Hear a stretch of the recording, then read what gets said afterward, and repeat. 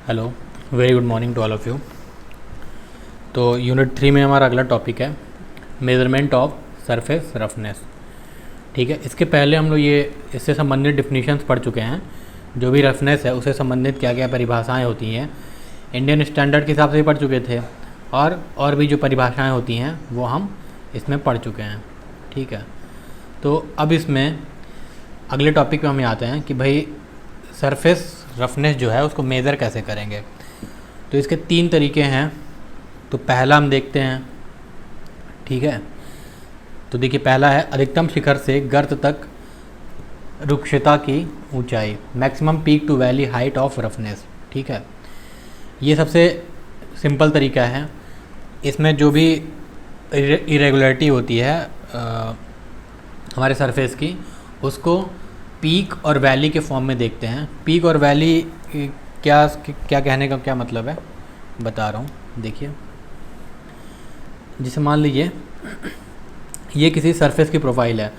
ये एक सेकेंड, ये एक वेव फॉर्म में दिख रही है, वेव फॉर्म में। ठीक है, अभी ये जो वेव फॉर्म है एक टाइप की ही दिख रही है। ठीक है, लेकिन एक्चुअल में ऐसा भी हो सकता है, जैसे मान लीजिए ये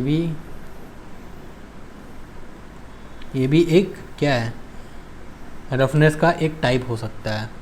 ठीक है, तो इसमें क्या होता है, जो ये पहला वाला तरीका है maximum peak to valley height. अब इसमें देख लेते हैं पीक क्या होता है। देखिए ये क्या है, ये माध्य रेखा के एक तरफ क्या है, मैक्सिमम विस्थापन। तो ये हमारा क्या है, इसको हम बोलते हैं पीक या शिखर। और माध्य रेखा के दूसरी साइड मैक्सिमम विस्थापन कितना है, ये, तो इसको बोलते हैं वैली या गर्त। एक सेकेंड,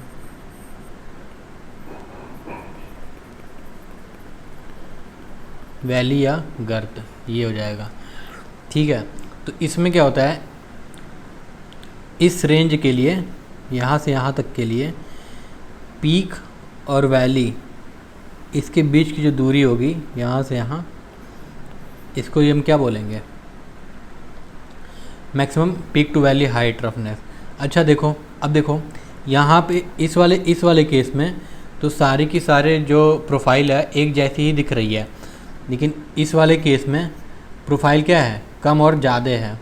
ठीक है, तो इस मान लो यहाँ पे सेंटर लाइन आपकी ये आई अगर, तो सेंटर लाइन के एक तरफ मैक्सिमम विस्थापन कितना हो जाएगा यहाँ, दूसरी तरफ मैक्सिमम विस्थापन, मैक्सिमम देखना है मैक्सिमम, एक तो ये हो रहा है, एक इधर भी देख लो यहाँ भी हो रहा है।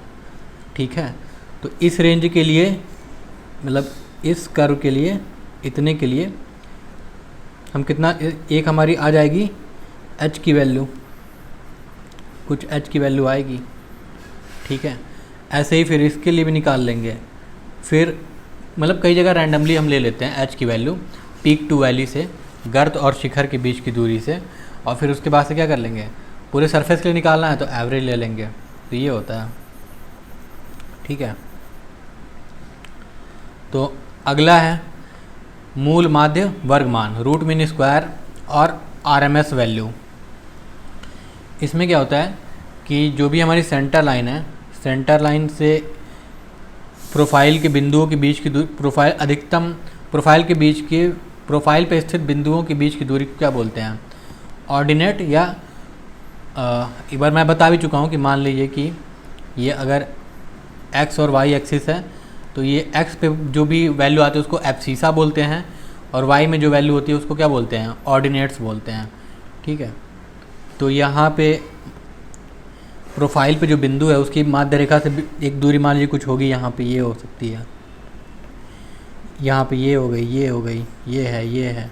ठीक है, तो इनका आपको क्या लिखना है, देखिए यहाँ पे ध्यान से पढ़िए, माध्य रेखा से सतह की कोटियाँ, तो सतह की कोटियाँ यही है। जैसे मान लीजिए ये वाली हो जाएगी H1, ये हो जाएगी H2, ये हो जाएगी H3, ये हो जाएगी H4, ये हो जाएगी H5। ठीक है, कोटियों या ऑर्डिनेट के वर्गों के माध्य औसत, मतलब इन कोटियों का क्या निकालेंगे, माध्य का वर्ग कर देंगे, स्क्वायर कर देंगे, फिर उसका क्या लेंगे, एवरेज लेंगे, एवरेज का वर्गमूल। ठीक है, वर्गमूल क्या कहलाता है, मूल माध्य वर्ग मान। मतलब पहला तो हमको क्या करना पड़ेगा, जो भी ऑर्डिनेट्स हैं उनका वर्ग करोगे, वर्ग के बाद उनका औसत निकालेंगे, एक सेकेंड, वर्ग के बाद उनका, हाँ ठीक है, वर्ग के बाद उनका हम औसत निकालेंगे और औसत का क्या कर लेंगे, वर्गमूल कर लेंगे। ठीक है, तो इसको फॉर्मूले के फॉर्म में ऐसे लिखा जा सकता है। यही देखिए H1 H2 H3 जो आप माने हो, इसका स्क्वायर करके जोड़ लो जितना भी आ रहा है। ये इसमें देखो, और इसमें क्या करते हैं ना, ये साइन वाइन का ध्यान नहीं रखेंगे कि वो नीचे है तो निगेटिव ले लेंगे, क्योंकि आप स्क्वायर करेंगे तो ये क्या होगा, स्क्वायर करोगे आप तो जो भी माइनस है वो प्लस में ही बन जाएगा। ठीक है, तो ये इसका फॉर्मूला ये हो गया। अगला है केंद्रीय रेखा औसत विधि, सेंटर लाइन एवरेज मेथड। इसमें भी देखो आप साइन का यूज़ नहीं करोगे, मतलब अगर ऊपर जा रहे हो, ऊपर को पॉजिटिव लिया तो नीचे को निगेटिव लेंगे, ऐसा कुछ नहीं करते हैं। इसमें क्या होता है, सभी कोटियों के मानों की माध्य रेखा से औसत ऊंचाई CLA मान कहलाता है। ठीक है, तो औसत ऊंचाई क्या होगी, ये कोई ऊंचाई है, ये कोई ऊंचाई है, ये भी कोई ऊंचाई है, ये भी कोई ऊंचाई है, इनका क्या कर लेंगे, एवरेज ले लेंगे। इसी तरह इस साइड भी एवरेज ले लेंगे। ठीक है, तो एक तरीका तो ये हो गया। तो इसको हम इस वाले फॉर्मूले से लिख सकते हैं कि औसत ऊंचाई ले लेते हैं। एक सेकंड, बना नहीं यार, ये अटक रहा है क्या, हाँ, एक तो ये हो गया कि औसत ऊंचाई आप ले लीजिए। ठीक है, अगला क्या होता है, ये थोड़ा सा कठिन तरीका है क्योंकि हर ऊंचाई आपको एवरेजिंग करनी पड़ेगी। अगला ये है कि देखो यहाँ पे ये थोड़ा कठिन तरीका होता है। तो क्या करते हैं कि जो भी प्रोफाइल है उसके क्षेत्रफल सतह की माध्य रेखा से ऊपर व नीचे क्रमशः इतना अगर है तो हम इस तरह से निकाल लेते हैं, इस वाले फॉर्मूले से, इस वाले फॉर्मूले से।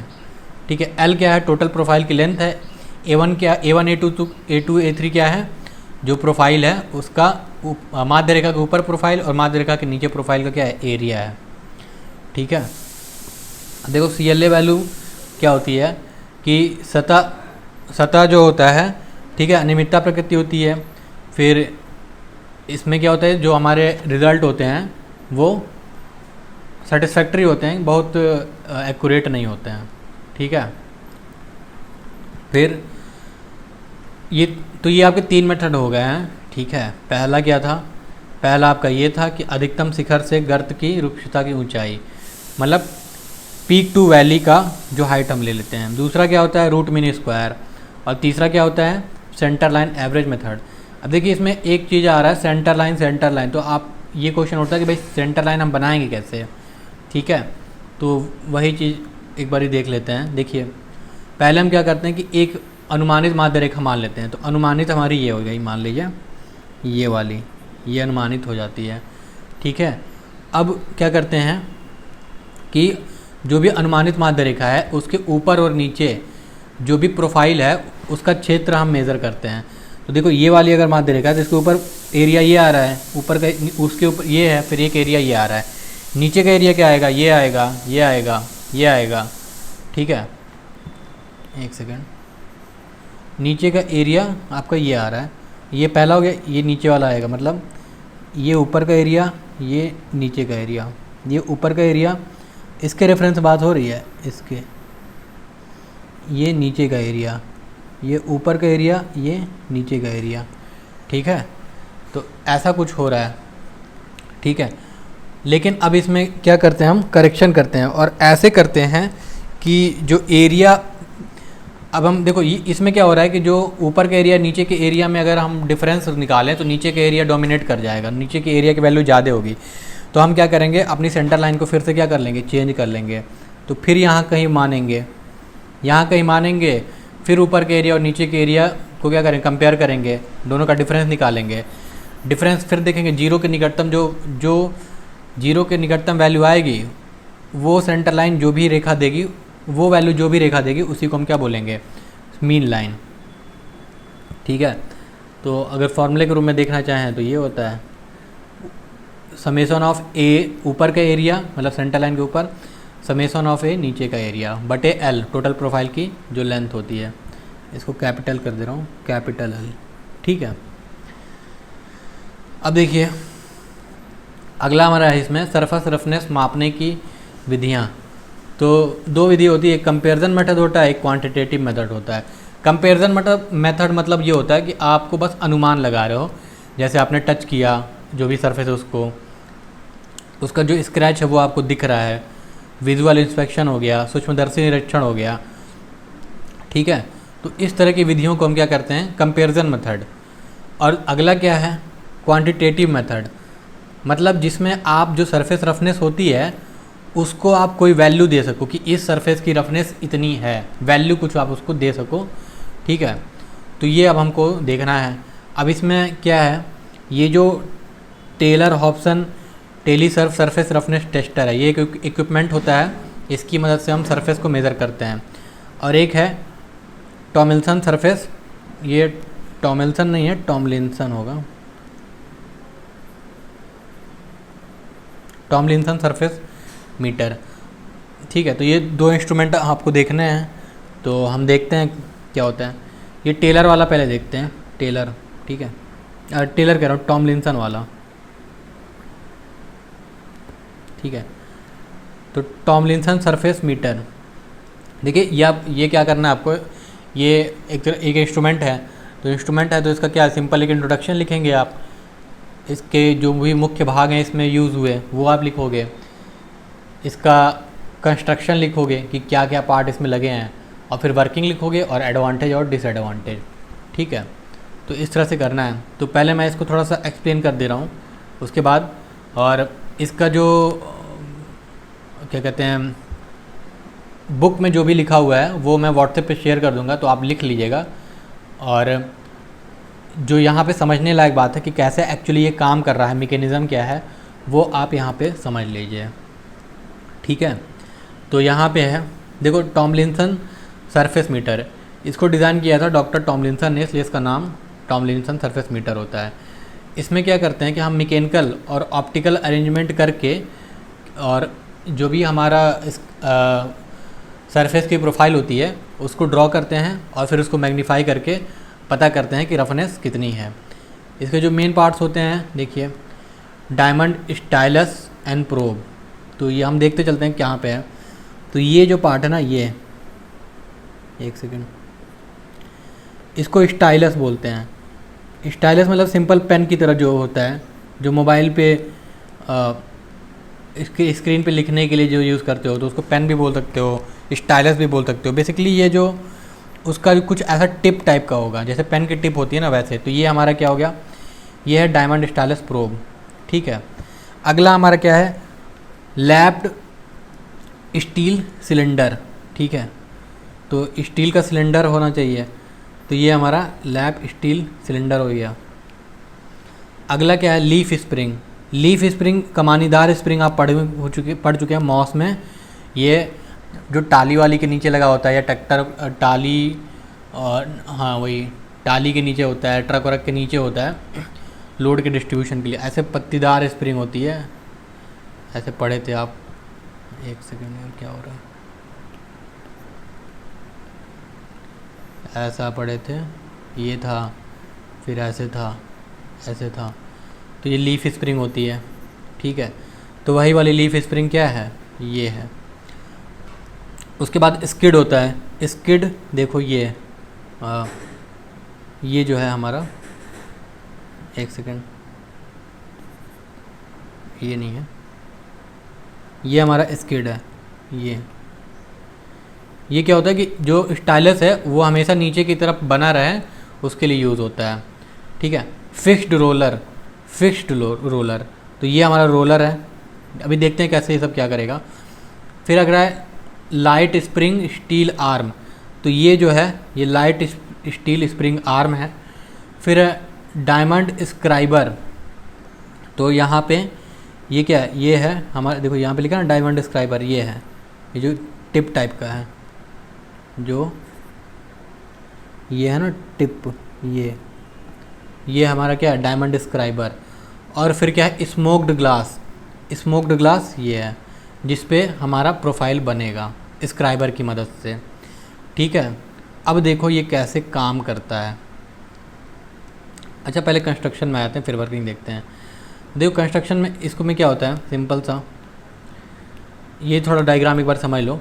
देखो डायमंड जो स्टाइलस है, स्टाइलस आपने देखा जो पेन की तरह होता है, वो रिकॉर्डर स्टेम से एक स्टील स्प्रिंग से और एक लीफ स्टील सिलेंडर की सहायता से जुड़ा होता है। ठीक है, तो देखो ये हमारा क्या है, ये हमारा क्या है, स्टाइलस है।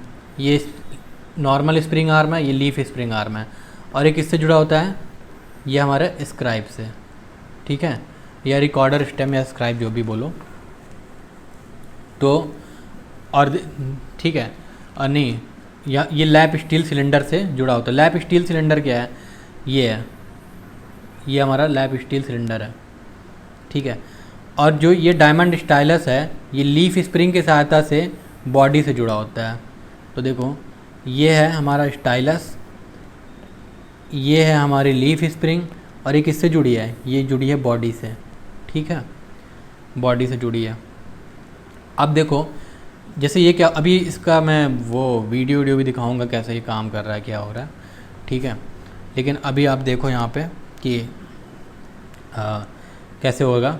देखो ये क्या होता है ना कि ये जो स्टाइलस है ऊपर नीचे रेसिप्रोकेट करता है, ये आगे बढ़ता रहता है। जैसे मान लो ये सरफेस और है, ये इसको सरफेस को और बढ़ा दो ऐसे ऐसे, ये क्या करेगा, आगे की तरफ मोशन करता रहेगा सर्वो मोटर की सहायता से। ये जो बॉडी है सर्वो मोटर की सहायता से इसको आगे की तरफ बढ़ाते रह जाएगा। तो यहाँ पे अब देखो ये स्टाइलस तो यहाँ कांटेक्ट में है सरफेस से, तो जैसे जैसे ये आगे बढ़ेगा, क्योंकि स्किड का वेट होता है, तो ये स्टाइलस को हमेशा नीचे की तरफ ही पुश की रहेगी, नीचे की तरफ खींचती रहेगी। तो ये स्टाइलस हमेशा कांटेक्ट में यहाँ पे बना रहेगा और आगे बढ़ता रहेगा ऐसे की तरफ। तो जब ये आगे बढ़ता है तो क्या होगा कि ये जो लीफ स्प्रिंग है ये ऐसा कुछ मुड़ जाएगी, ऐसा कुछ मुड़ जाएगी। ठीक है, ये रोलर भी उस हिसाब से कुछ मूवमेंट करेगा और ये स्प्रिंग में थोड़ा सा टेंशन आ जाएगा। तो जब ये टेंशन आएगा तो इसका ये क्या करेगा, इस हमारे इसकी तरह क्या नाम है इसका, लैप्ड स्टील सिलेंडर की सहायता से ये क्या करेगा, जो भी इसका झुकाव है उसका इफ़ेक्ट ये स्क्राइबर पे चला जाएगा, स्क्राइबर पे जो ये पतली सी टिप है, और ये क्या करेगा, इस ग्लास प्लेट पे स्क्रैचिंग करने लगेगा। जिस हिसाब से स्टाइलस का मूवमेंट हो रहा है उस हिसाब से ये स्क्राइबर ये ग्लास प्लेट पे स्क्रैच करके प्रोफाइल बनाने लगेगा। ठीक है, तो ऐसा कुछ इसमें मैकेनिज्म हो रहा है। अभी तो कुछ टूटा फूटा आपको समझ में आया होगा, अभी आप वो वीडियो देखोगे तो आपको पूरा समझ में आ जाएगा। ठीक है, ये हो गया। अब देखो ये जो मैंने डायग्राम बनाया है थोड़ा सा देख लो आप क्या है। तो लीफ स्प्रिंग और ये स्टील स्प्रिंग आर्म है, इनमें जो टेंशन होता है इसकी वजह से जो स्टाइलस होता है वो वर्टिकल मोशन करता है। ठीक है, अब इनकी टेंशन की ही वजह से जो लैप सिलेंडर है वो स्टाइलस के कांटेक्ट में रहता है। ठीक है, जो ये हमारा ये है, ये रोल जो है ये भी इससे क्या हो जाएगा, कांटेक्ट में पड़ा रहेगा।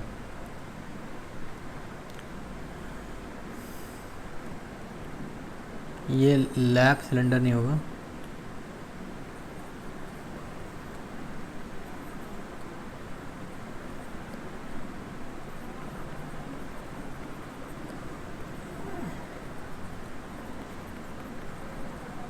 ठीक है, roller in contact with stylus. ठीक है, अब देखो ये वाला डायग्राम में थोड़ा देख लेते हैं। देखो पहले हम क्या करते हैं, सर्वो मोटर से हम बॉडी को कनेक्ट कर देते हैं। ठीक है, बॉडी स्टाइलस से कनेक्टेड है, किसके थ्रू, लीफ स्प्रिंग के थ्रू स्टाइलस से कनेक्टेड है। सर्वो मोटर से क्या बॉडी आगे बढ़ रही है। ठीक है, और जो स्टाइलस है वो जो वर्क पीस है हमारा उसके सरफेस पे आगे की तरफ बढ़ रहा है। अब स्टाइलस जुड़ा है किससे, स्टील स्प्रिंग आर्म से। स्टील स्प्रिंग आर्म किससे जुड़ी है, लैप्ड स्टील सिलेंडर से, और ये सिलेंडर किससे जुड़ा है, स्क्राइबर से। तो फिर क्या हो रहा है, और स्क्राइबर जो है जो ये हमारी स्मोक्ड ग्लास है जो ये ऐसे कर्वेचर करके आ रहा है, इस पे क्या करता है फिर जैसे जैसे जो स्टाइलस है उसका मूवमेंट हो रहा है वैसे वैसे प्रोफाइल ये क्रिएट करने लग रहा है।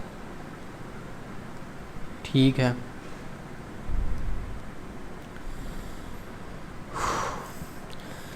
यहाँ तक हम पढ़ चुके हैं, यहाँ तक हो गया। अब देखो वर्किंग इसका देख लेते हैं। ये कंस्ट्रक्शन था हमारा बेसिकली कैसे क्या है, ठीक है। वर्किंग हम देख लेते हैं। पहले क्या होता है कि जो स्टाइलस होता है वो सरफेस से कांटेक्ट में आता है, ठीक है। और जो बॉडी का जो हम लोग पहले जो बताया मैंने वही लिखा हुआ है। और जो बॉडी होती है वो सर्वो मोटर के थ्रू क्या होती है, आगे की तरफ हॉरिजॉन्टल में बढ़ती है, ठीक है। जो सरफेस रफनेस होती है उसके अकॉर्डिंग स्टाइलस जो है वर्टिकली रेसिप्रोकेट करता है, मतलब अप एंड डाउन में मोशन करता है। उसके कारण जो रोलिंग सिलेंडर है, ठीक है, वो भी मूव करेगा। और उसके कारण क्या हो जाएगी, जो हमारी स्प्रिंग आर्म है वो मूव करेगी। स्प्रिंग आर्म मूव करेगी तो जो स्क्राइब है वो क्या करेगा, प्रोफाइल को ग्लास प्लेट पे उकेरने लगेगा। और जो प्रोफाइल ग्लास पे मिलती है हमको उसको मैग्नीफाई कर लेते हैं। मैग्नीफाई करके फिर क्या करते हैं, अपना जो भी प्रोफाइल है उसकी हम रीडिंग करते हैं। इसका एडवांटेज क्या है कि इस पे जो स्मोक ग्लास पे जो भी हमको प्रोफाइल मिलती है उसको 50 से 100 गुना हम अधिक मैग्नीफाई कर सकते हैं और बहुत आराम से देख सकते हैं कि क्या वेरिएशन है सरफेस रफनेस का किसी पर्टिकुलर वर्क पीस में। तो ये था हमारा ये टॉमलिंसन सरफेस मीटर। एक बार ये देख लेते हैं फिर से, एक बार ब्रीफ कर देता हूँ मैं। देखिए इसमें ये क्या है, स्टाइलस है। स्टाइलस से जुड़ी है ये लीफ स्प्रिंग और ये एक जुड़ी है ओपन एंड स्क्रीन, एक सिंपल सी स्प्रिंग है, स्टील आर्म की एक स्प्रिंग है, ठीक है। ये एक रोलर के थ्रू जुड़ा हुआ है और ये हमारा क्या है, लैप सिलेंडर करके है, लैप्ड स्टील सिलेंडर, ठीक है। लैप्ड स्टील सिलेंडर की मदद से ये जुड़ा होता है स्क्राइब, ठीक है। और ये बॉडी कैसे कनेक्टेड होती है, बॉडी कनेक्टेड होती है लीफ स्प्रिंग से, लीफ स्प्रिंग स्टाइलस से। बॉडी को सर्वो मोटर से ऑपरेट किया जा रहा है तो ये आगे की हॉरिजॉन्टल में बढ़ रहा है, स्टाइलस भी आगे बढ़ेगा। स्टाइलस और जो भी वर्कपीस का सरफेस है उसका कांटेक्ट मेंटेन किया गया है किसकी सहायता से, स्किड की सहायता से, ठीक है।